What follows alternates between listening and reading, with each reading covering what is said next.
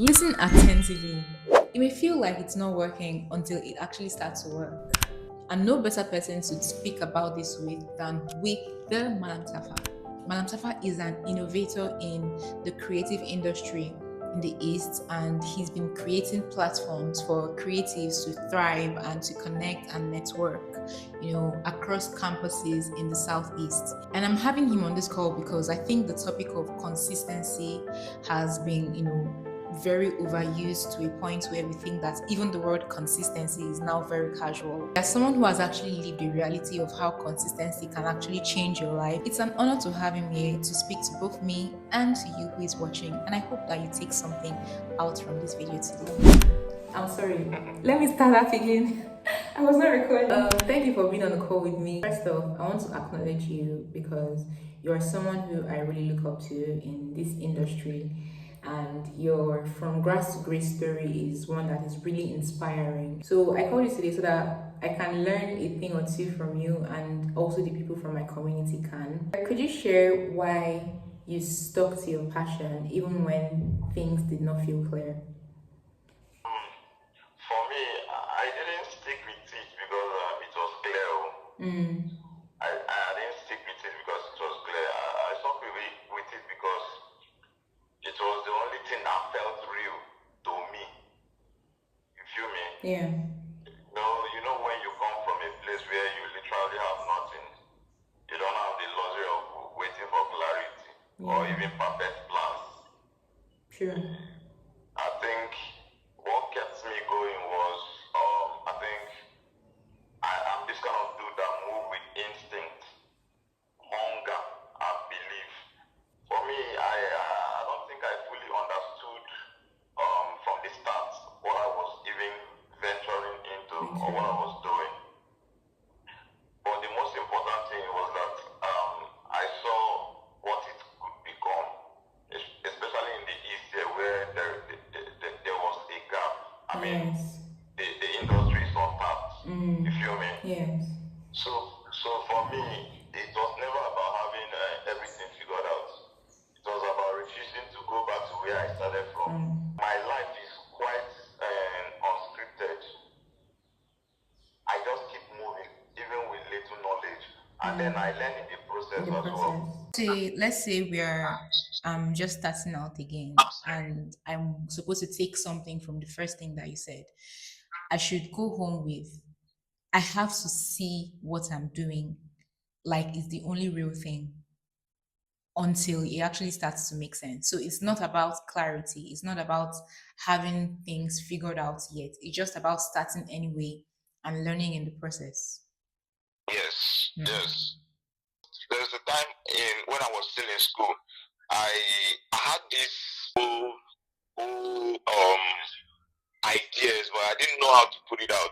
So I gathered people. I did a team call. I posted a team call A and team what? call Okay, a calls team that call. I Okay, wanted okay. to, yeah, I wanted Okay. people to, like, I wanted to gather creatives Mm. from different walks of life so that we could work together. So Yeah. when I made that post, not even with a flyer, I just made that post, and within 24 hours I had like something people interested. It happened at Yahoo Junction, St. Clet, Yahoo Junction. I saw creatives everywhere. I saw social media managers. I saw content writers, ghost writers. I saw a lot of creative minds. This And was happening around what year? 2018, when I gathered all these people, I didn't know how to pitch my ideas to them. But I know what I wanted, and I know what there's something I have in my head. After then, I think I lost most of them. And I think one of So one of I think one of the things about experiences like yours is that even if as at that point you failed in the mission that you had, which was to gather creatives, something was taken back anyway. You were able to learn something, how your confidence built over time when it came to like gathering people and having people present. So it felt like maybe as at that point it wasn't successful, but something you left with something on that day, or even after they definitely, left. Yes. So that's Definitely. what starting small does. That same gathering bettered the student entertainment hub Unizik is enjoying today. That same gathering bettered the next gathering that discovered most people like Kechi Trainer, Neon, and the rest.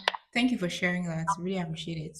So, with everything that you have achieved today, did you know that you were going to achieve them, or were you just like going with the flow? Every single thing, or most of the notable things that you're able to achieve, were they things that you already foresaw, or they just came in as you were moving with the flow? I won't say I have clear picture of all this, so I won't say that. I just knew that I am a product of greatness. I'm not in the fast lane zone.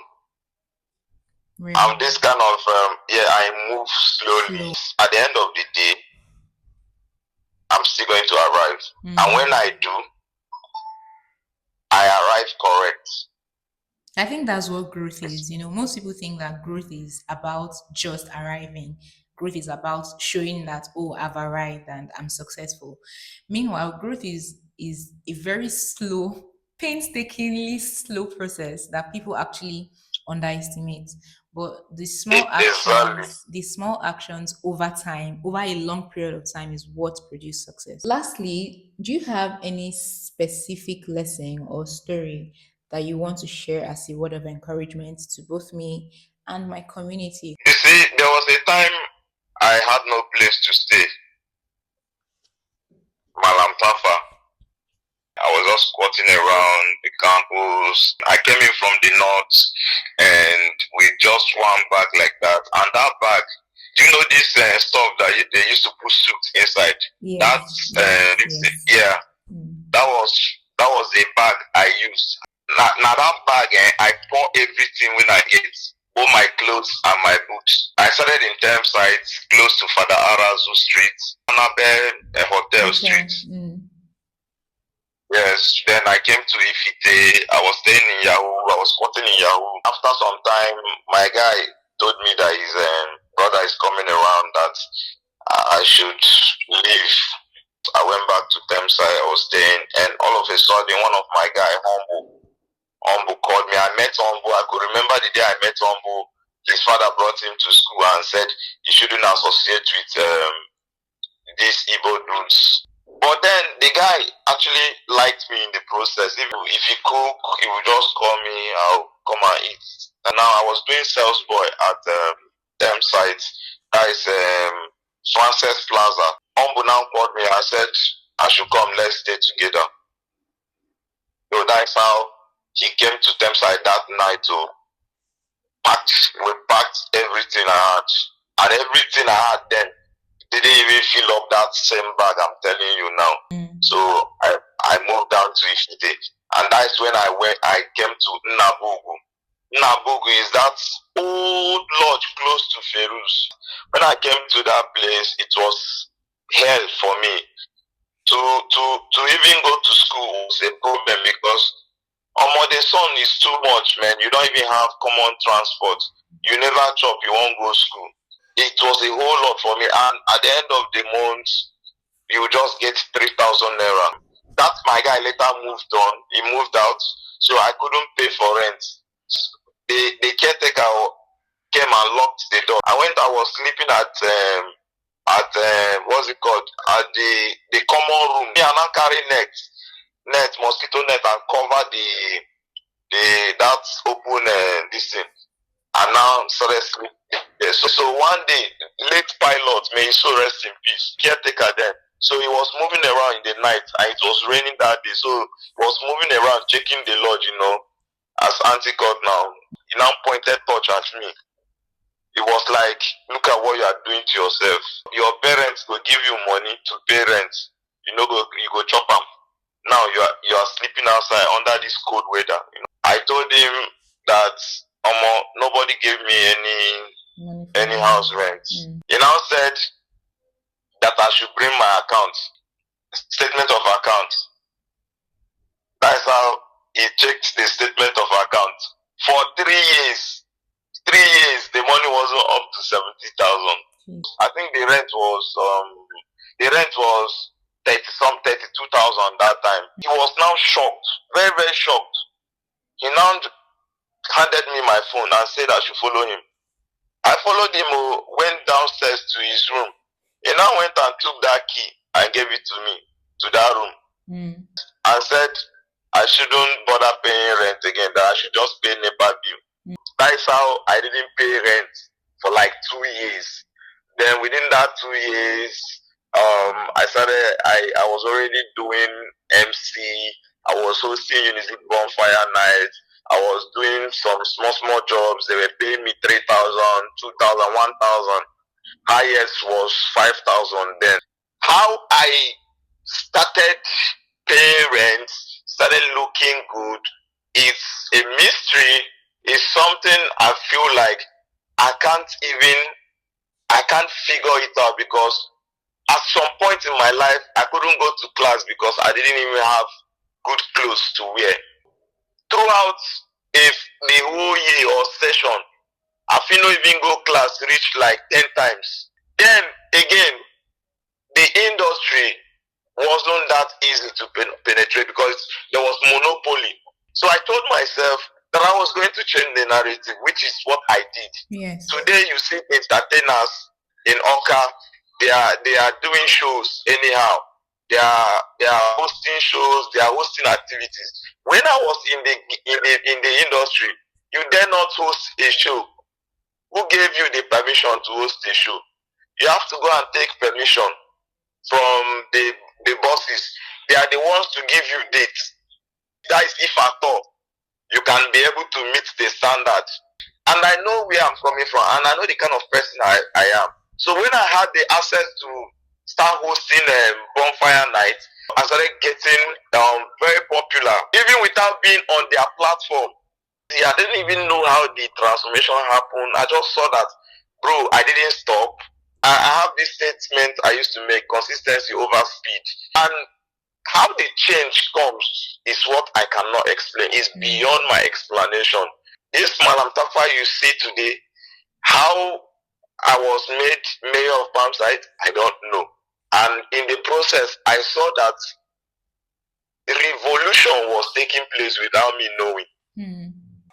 Over 12 years, like more than 12 years, because it's been 8 years since I graduated from school, plus the years I spent in school. Check it's more than 12 years. So I've rotated more than how many thousands of people each year that comes to Unizik and go. They will hear Malam Tafa and they will take the message to the world on their own. Today now, we've been in front of kings, we've been in front of governors, in front of deputies. In fact, today now, the government now consult us, and that's something to write home about. I think that you deserve everything that you have now and more, because really I didn't even know how little you started from, telling me that you didn't even have where to stay for a while, and you literally had someone who offered you a place to stay for 2 years for you to find your feet. Yeah, big shout out to Humble.